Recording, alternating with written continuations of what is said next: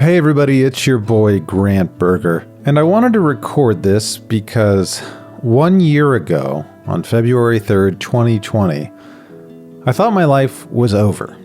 It was 2 days after my birthday, which was a karaoke-themed grand old time with a bunch of friends, and I remember that morning very well, which is strange because I have a pretty poor memory. I had just gotten off a long train ride to arrive on the Upper East Side. I was a bit hungover, and it was a cold, cloudy, but bright day.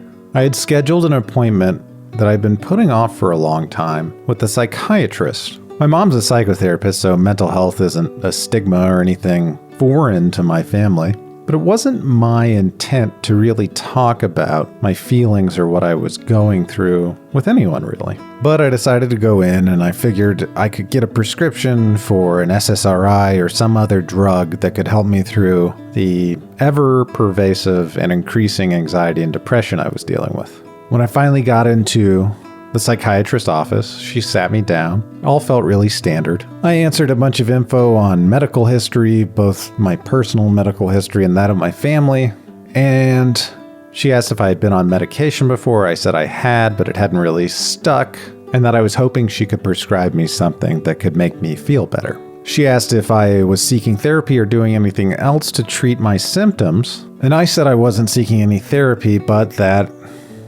this is where I normally would lie during a doctor's appointment. I had been drinking to self-medicate. I was nervous saying that because normally when I would get a physical and they would ask how many drinks you had a week, I would always change that number. For whatever reason, I decided that in order to get the best results, I needed to tell the truth, so I told the doctor how much I drank. At this point, I was drinking more than I ever had in my life. On most nights, I was drinking a half pint to a pint of vodka after work. As soon as I told her how much I had been drinking, the tone in the room shifted. I remember being unable to make eye contact with the doctor as I was telling her how much I was drinking. I was probably looking at the art on the walls or the wheels of her rolly chair. But I was forced to look at her as she turned away from her computer and turned her body in full attention towards me. She said that she would be unable to prescribe me anything, let alone treat me, because of how much I was drinking. I was shocked and confused in the moment because I thought, you have a problem, you go to a doctor and they help you. She stressed to me that not only would the medication get mixed up with the alcohol, it wouldn't work based on how much I was drinking. On top of that, the amount I was drinking wasn't just unhealthy, it was potentially deadly. I had never considered this. I kind of entered fight or flight mode as I began to consider the surprising new reality that was totally outside of my conception of what would happen in the meeting that morning. I'm pretty sure I went through all 5 stages of grief, from denial to anger to bargaining to depression. Acceptance would take a little while though. She gave me an ultimatum and actually began to beg me to go see a treatment facility that day. I balked at the idea and said, I have things to do. I have my day job to go to and recordings to go to at night. I can't let people down. I can't. She had the front desk print out the numbers and addresses of several treatment centers in New York and begged me to go to one.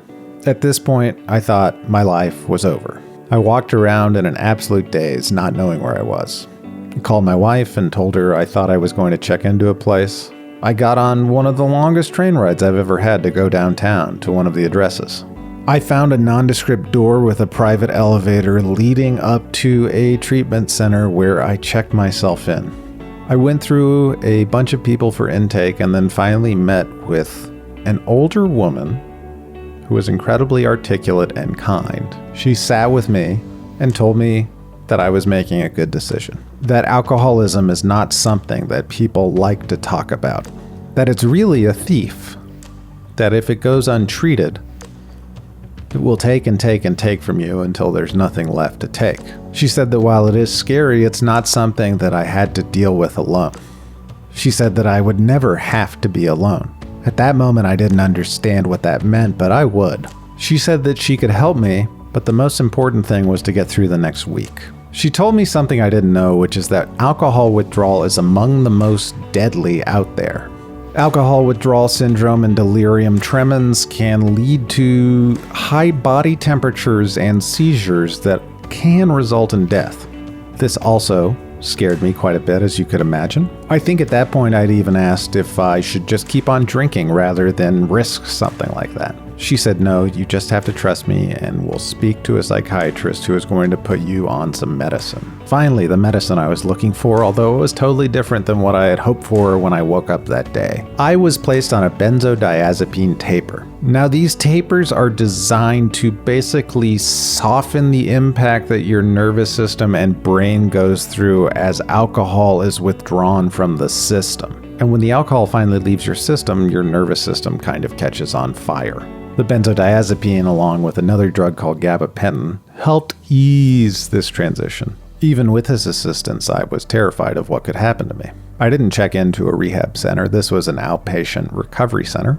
So over the course of the next week, I kind of sweated it out and went through all sorts of nausea and other pains as the alcohol left my system and my body went through the entire process of withdrawal. I began to call my family, my friends, tell them what I was going through. And every time I would call them, I would cry for a great deal of time. It was so difficult for me to say that I was an alcoholic, that I had a disease, that I had a problem that I hadn't been dealing with, and now I needed to deal with it. Every single conversation I had was difficult in its own way. But the thing about those conversations is that every time I had them, I would get a little bit lighter and feel a little bit better. As dark as things were, and as bleak as I felt about my current prospects in life, I, even in that moment of darkness, began to realize that honesty was the way through. So I met with my boss at work, and I met with the folks that I run a podcast with and told them about the problems I was going through. I let them know that it was something that I had to deal with, and that I was sorry for any interruptions it would cause. I told them that I would be attending group therapy 7 times a week, weekly therapy, and also seeing a psychiatrist throughout this process. I'd be going through something called medically assisted treatment. At the other end of the terrifying act of telling the truth, I found something I wasn't expecting: kindness and sympathy. Over the course of the 365 days that have passed since that day, I have learned that recovery is a path that never ends. It is a path that you will walk for the rest of your life. I said earlier that the woman I met at the recovery center said that I would never have to deal with any of this alone. She was absolutely right. There is a secret camaraderie between addicts. There is a beautiful bit of empathy and sharing that occurs within the walls of recovery meetings and 12-step programs. There is a shared trauma and experience that only other addicts can understand. In sharing my story with fellow addicts and listening to theirs, I learned that I truly was not alone. I felt so much better knowing that other people had the same struggles that I do.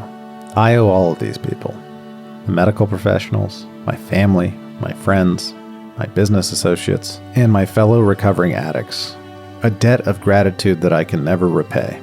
From a book called Recovery Dharma, I learned the following. Addiction is suffering.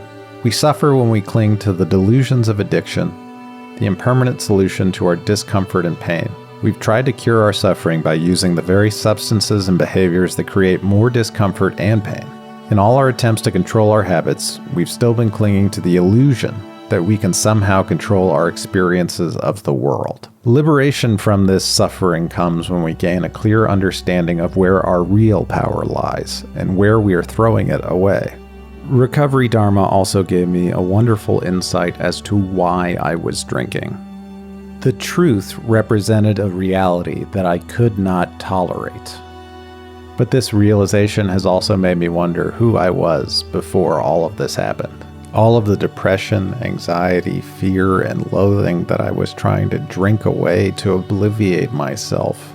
Even underneath all of that, there's still a part of me that isn't defined by my addiction. Every day I'm on the path to recovery, I discover a little bit more of that person. Every day I'm on the path to recovery, I value myself a little bit more. Every day is better than the last. And I can't believe how wrong I was when I thought that day, February 3rd, 2020, that my life was over. Little did I know that it had just begun. Thank you for listening. If you or anyone you know is currently struggling with addiction, please call the Substance Abuse and Mental Health Services Administration at 1-800-662-HELP. That's 1-800-662-4357. This national helpline is open 24/7, 365 days a year, is free, confidential, and offers referral and information services for individuals and families facing mental and/or substance use disorders. Please speak to your physician or mental health professional, and when you do, be honest. I can also recommend the big book from Alcoholics Anonymous, as well as Recovery Dharma, How to Use Buddhist Practices and Principles to Heal the Suffering of Addiction. Also, consider attending a 12-step meeting.